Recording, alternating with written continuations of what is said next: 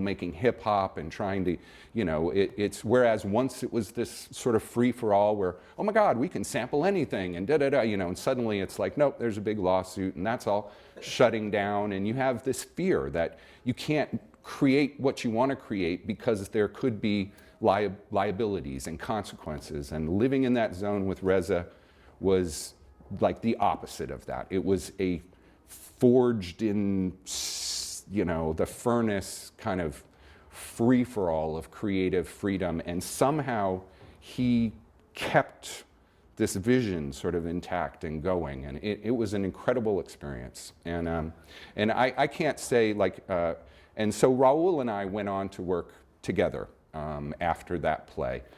Eric? Let's stay with hip hop a little bit. Okay. This is the first time you have to work with Reza. Yep. But how was your relationship? Try to describe me. Well, I think I can pinpoint some of those aspects a little later because I became much more a part of the process. I see. Okay. Further on down the line. This was my first time. Who's this guy? What is he watching? Right. And well, he was asking for the impossible. And I was willing to settle for not being perfect. And I can tell you a story about, not a story, but typically if I made a mistake within the play, oftentimes, because Reza saw every performance, and I was thinking about this, just kind of about him as an overall thing. It was like, I think of Plato kind of holding the Platonic ideal. He had this vision of what the perfect play was. And I remember someone once making the comment that sort of Reza asked for the moon and we gave him a subway. It was like there was a big discrepancy between what he really pictured in his head and what was physically possible with all of these people kind of, operating at a high level. But at the same time, he joyed in that process and chaos of everybody operating at this level where mistakes were inevitable.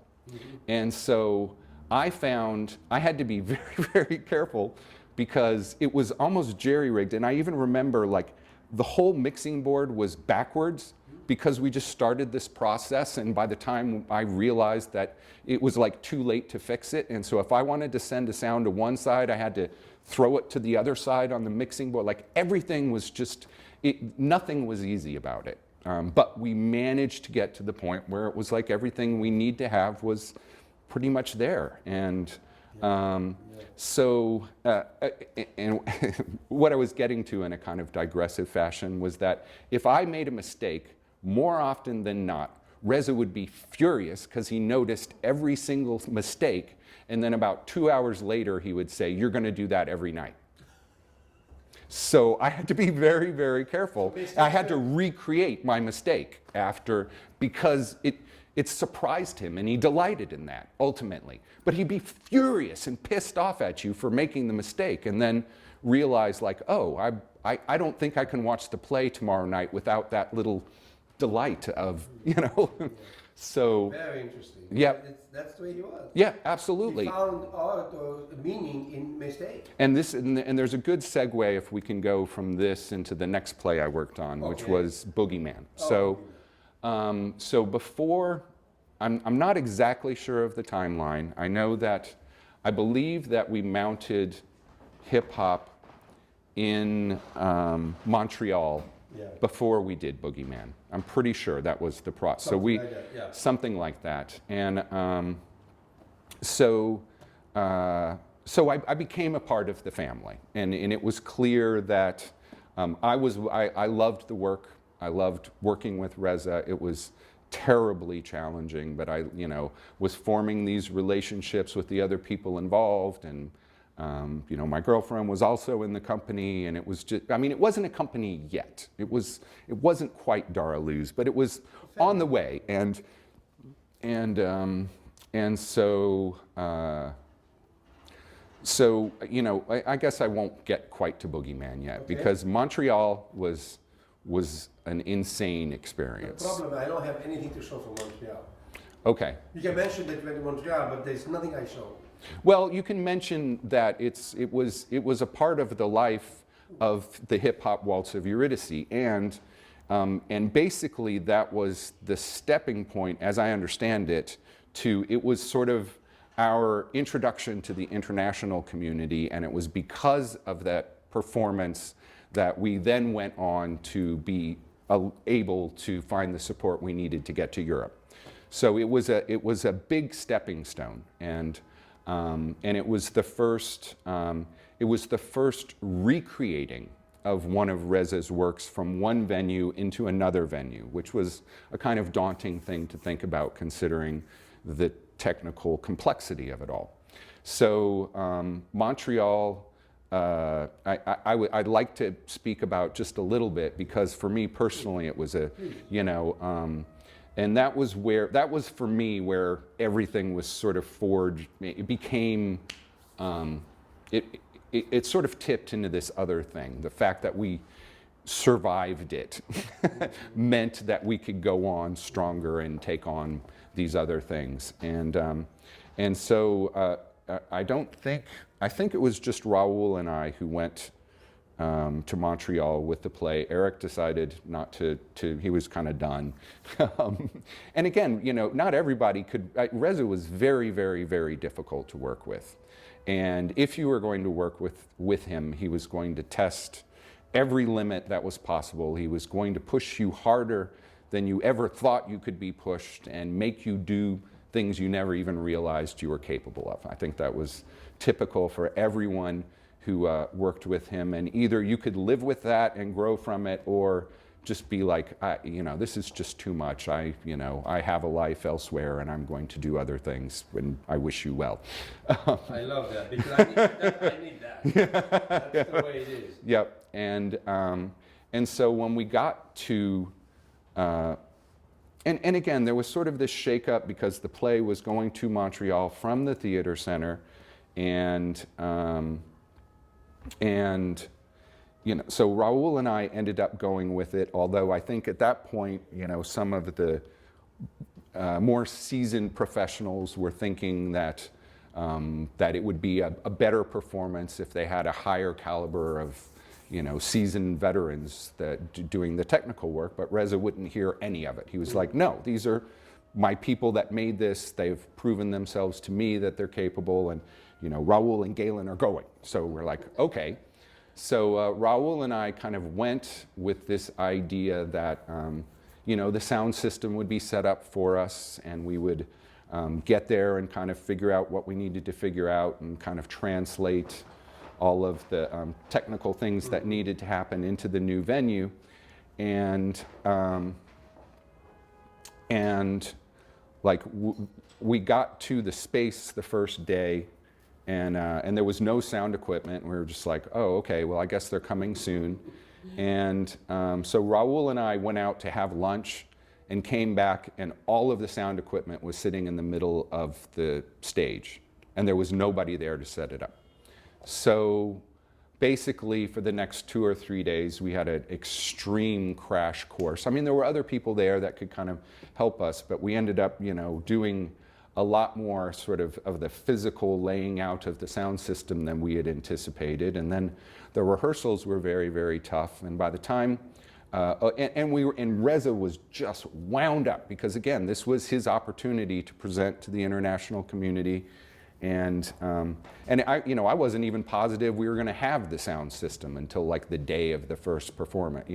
We had our run through the afternoon of the first performance, and miraculously it was all working. Mm-hmm. And we're like, okay, we've just been busting our asses. We just rehearsed. We have a little break before it's showtime, and so opening night in Montreal happens, and the sound is working okay. But at this point in time, there's the 3 principal actors. There's Alan Mandel, Julia, Francis, and Tom Fitzpatrick, who are all wearing wireless microphones. Mm-hmm. And at the time, because we hadn't come up with a better system, the microphones were with Alan, it could be kind of woven into his costume, and he had some hair, I think.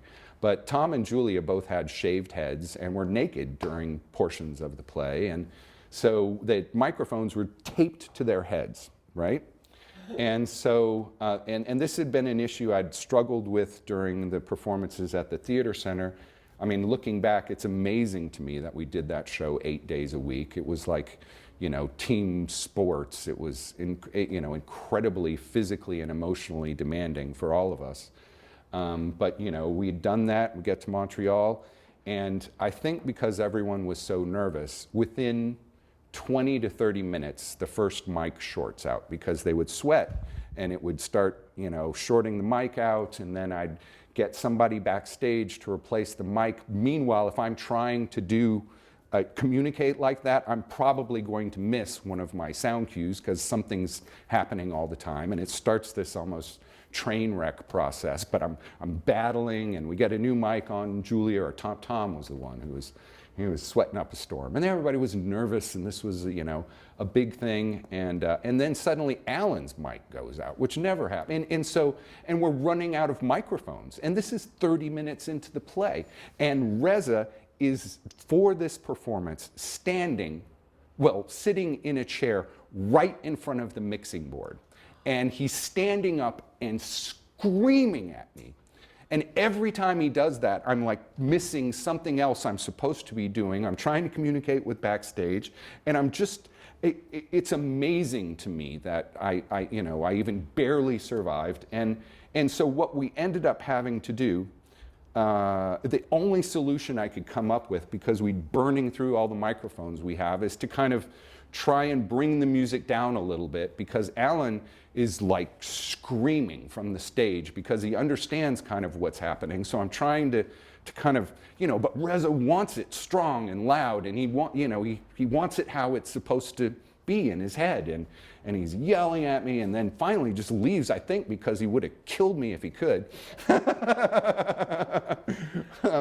But so it just, and it was a battle from like 10 minutes in until the very end of the play, and it's all damage control and trying to find solutions to problems that are happening in the moment while the performance is happening. And it just, I got to the end of the play, and everyone, I mean, I couldn't really, I always, I had so much work to do. It was interesting that, how I absorbed the play every night. Like, I could kind of look up and experience it once in a while, and I always had a sense of how things were. But it was clear, like, Alan put maybe his best performance ever into that night. He destroyed his voice for the next 2 or 3 performances, but he gave it on opening night. And somehow we got to the end of it, and there's a standing ovation. And I was so mad, because I knew what the play was supposed to be, and we hadn't been able to deliver it, and I felt like we had failed. And I didn't want to see anyone. I just stormed off. I was like, I didn't want, Reza being disappointed. I didn't want to carry the weight of that. And, and at some point Reza found me, and he was like, that was amazing. And I'm like, I could strangle you right now, right? And I was so wound up, and at some point I ended up like, just sitting on the lip of the stage, and David McMurtry, the technical director from the theater center who'd come with us, came up behind me, and he just stuck his, hands on my shoulders, and I fell out weeping. There was just so much pressure and intensity and all of it, but it all just kind of like, blah. So that was a very sort of important moment in the arc of the work in my mind. And we survived it. We made a good impression. People, even though to me, I'm like, Jesus, that was like a pale shadow of what it was supposed to be. It was still somehow brilliant in its way. Yeah. And we got the opportunity to try again. And the play improved over the course of our time there. But, Alan had thrown his voice out. But then we started trying, Reza was like, well, what, Madonna has those microphones that kind of come off, in front of your mouth, and we need those. And so David McMurtry goes and cuts some coat hangers and gaffs them up with tape, and we kind of create our own version of that, and that helped a little bit, maybe. And we were always battling with the technical stuff. And and again, Reza would adapt in unexpected ways to the technical constraints, and so that was a kind of lengthy digression. It's But fine. I know what I have to take out of it. But this was doing hip hop in Montreal, which was great. But then I have images of Boogeyman, which I'm going to present, and then what were the challenges? I mean, I'd love to. I'll go into Boogeyman okay, now. Yeah. So after kind of making our first foray into traveling, we kind of came back and we were ready to mount another play at the theater center, and we were in a different place. We were feeling very, very strong as a company, and Reza, I believe at that time, had already projected this trilogy, and Boogeyman would be the second part of that, and it ended up being the final play in the theater center, the Los Angeles Theater Center incarnation, with Diane White at the helm and Bill Bushnell. And it just, they ran into issues with funding and the facility and maintenance and all of that. And so I believe Boogeyman was the last production to kind of go through that channel. And but at that point, somewhere along the line, Reza talked to Raoul and I think maybe when we were in Montreal, and it was decided that Raoul and I would design Boogeyman together, which became the start of a relationship that was very kind of intense and important for the both of us. And it was that, the two of us that kind of moved through the rest of the work kind of together. And sometime, I mean, Raoul did a couple of plays that I didn't do here in New York, but we worked on Boogeyman together, and at that point I was brought in as as the sound designer. I was a part of the company, so I was there from the beginning, got to watch the rehearsals and bring my boombox and try music out and stuff like that. And one of the things I wanted to comment on when Annie, is that her name?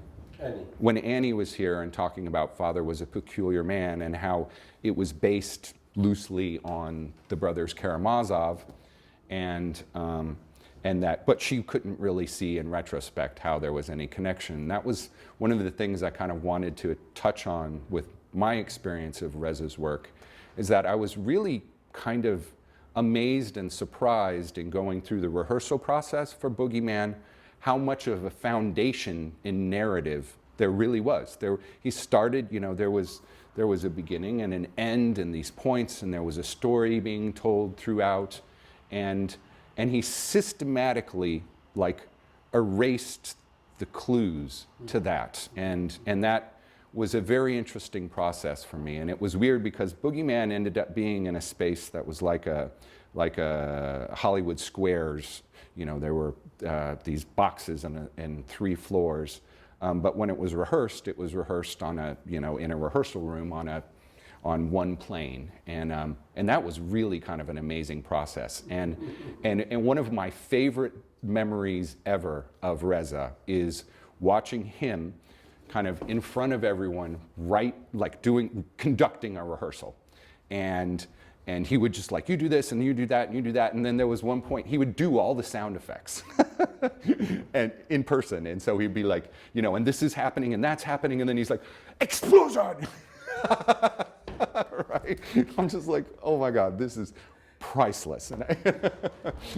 And No, go ahead. yep. And so, I mean, so the rehearsal process was wonderful, and just kind of getting a little glimpse behind the scenes. And this is an anecdote I did want to share that I found kind of amazing. I mean, Reza, we all know, was this incredible artist, and we're all talking about that. And and a lot of his method involved collage and kind of extracting these things and pulling things from popular culture. I know the hip-hop Waltz of Eurydice, for example, had film dialogue from the movie 9 to 5, which was the Dolly Parton thing, but you had, the fat man covered in boils reciting it while the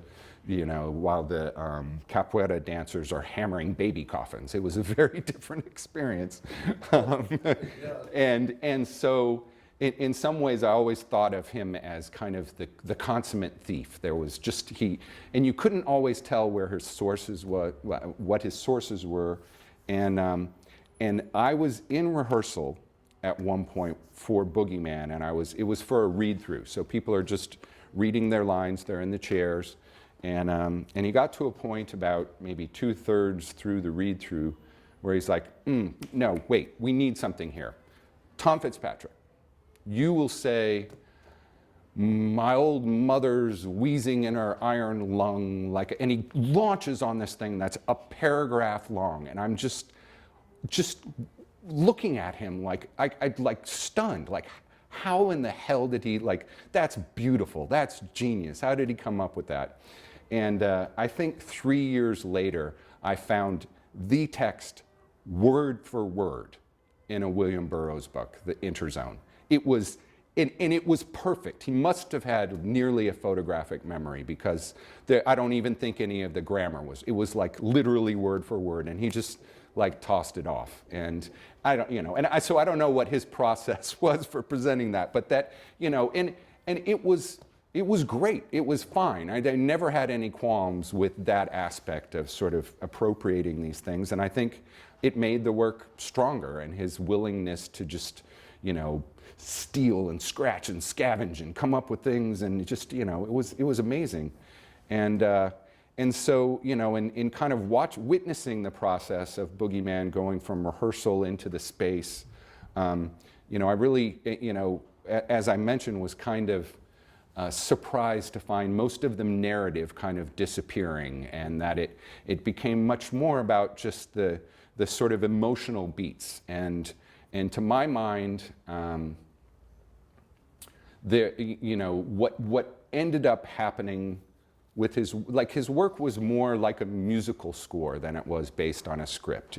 He had these emotional moments that he wanted to kind of string together to create this experience, and he had an idea of what that experience would be and what he wanted for it, but it was kind of amazing how it all sort of came together ultimately. And it did. Everybody, at the end it was there. At the beginning was almost nothing. Right. Right. Give me one